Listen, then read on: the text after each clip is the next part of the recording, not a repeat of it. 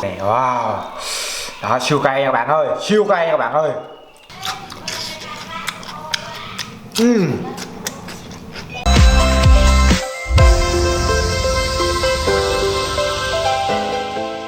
Hello, xin chào tất cả mọi người. Đây trở lại với kênh Rub TV. Hôm nay hình như khoảng hơn 5 giờ rồi các bạn ơi, mới đi làm về.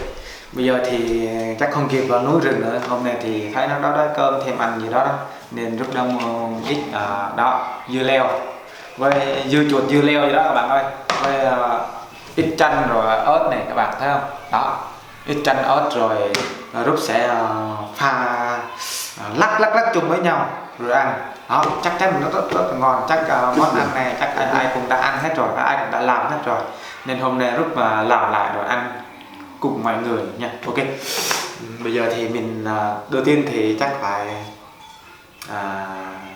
cắt dừa lại, lát cái dừa lại nha. Rồi, ok.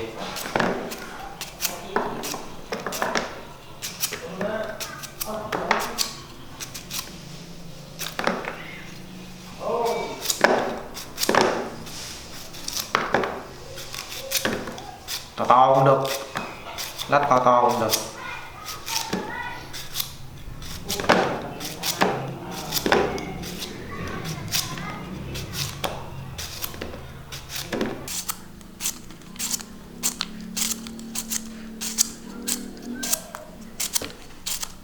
Ok, bây giờ thì chắc phần này rồi, nhiều lắm rồi các bạn ơi, nhiều lắm rồi các bạn ơi.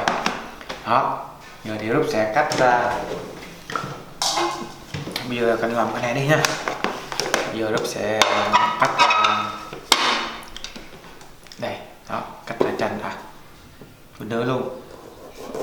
Mọi thứ này là đã rửa sạch hết rồi nha bạn. Rồi Rub sẽ đó.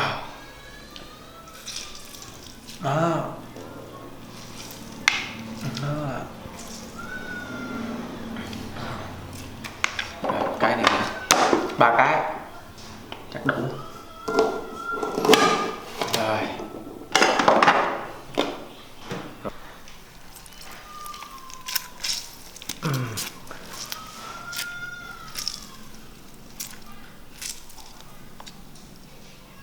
Rồi cái này hăng chạ ta nhé.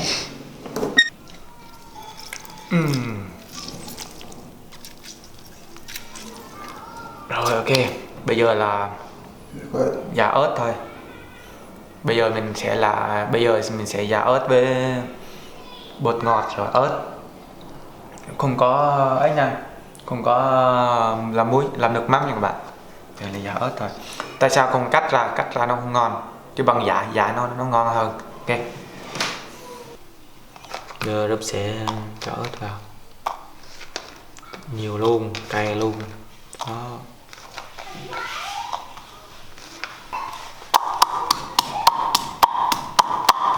Rub sẽ đổ bột ngọt chứ. Ok, ít thôi, bột ngọt có hại sức khỏe.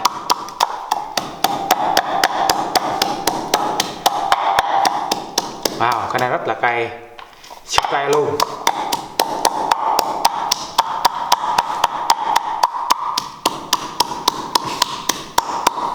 Thì lúc đây giả ớt rất là nhìn rất là cay đó. Ai mà thêm ăn cay thì nhìn là chảy nước dãi luôn nha. Đó,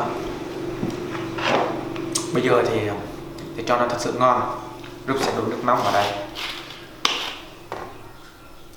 rất ít thôi đó. Đó. Đây đó.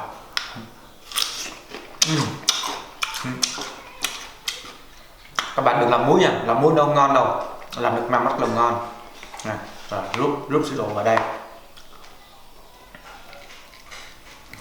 Rồi các bạn xem đây này, wow, đó, siêu cay các bạn ơi, siêu cay các bạn ơi.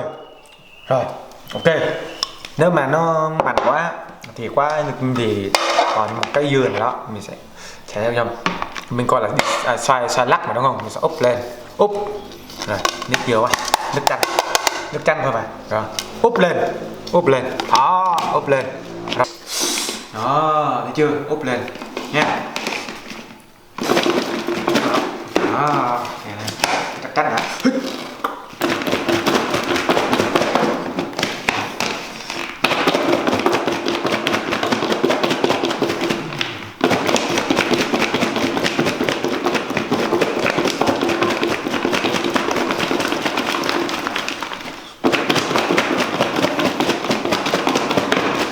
Rồi, bây giờ Rút sẽ mở ra.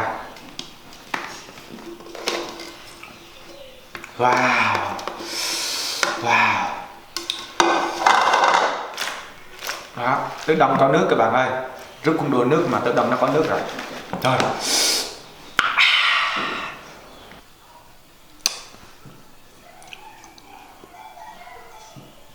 Bây giờ thì Rút sẽ thưởng thức cho bạn nha các bạn.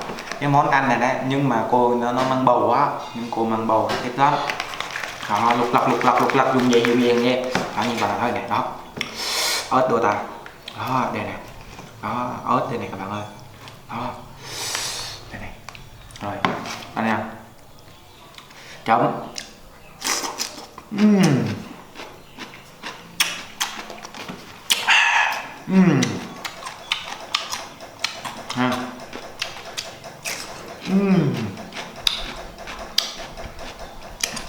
Chua chua vị của môn chanh này.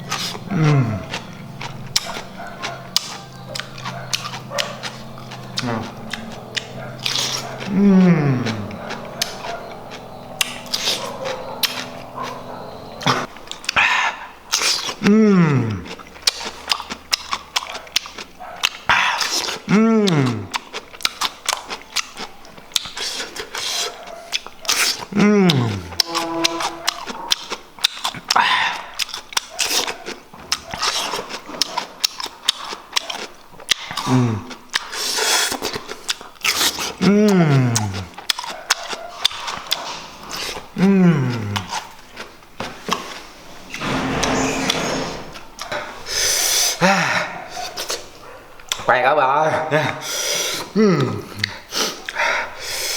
Quay quá các bạn ơi.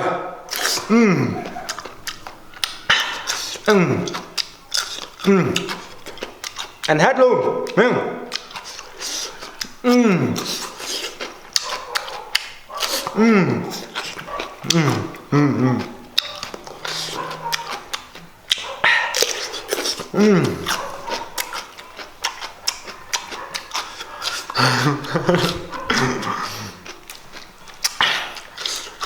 Mà nhỏ phất hả?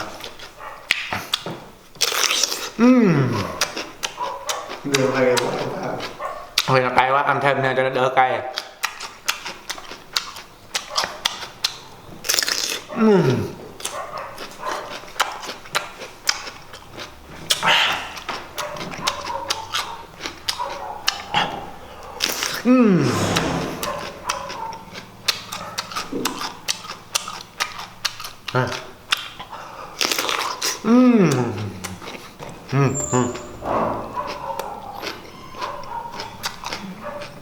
Bỏ đây đã. Tiếp tục con này nữa.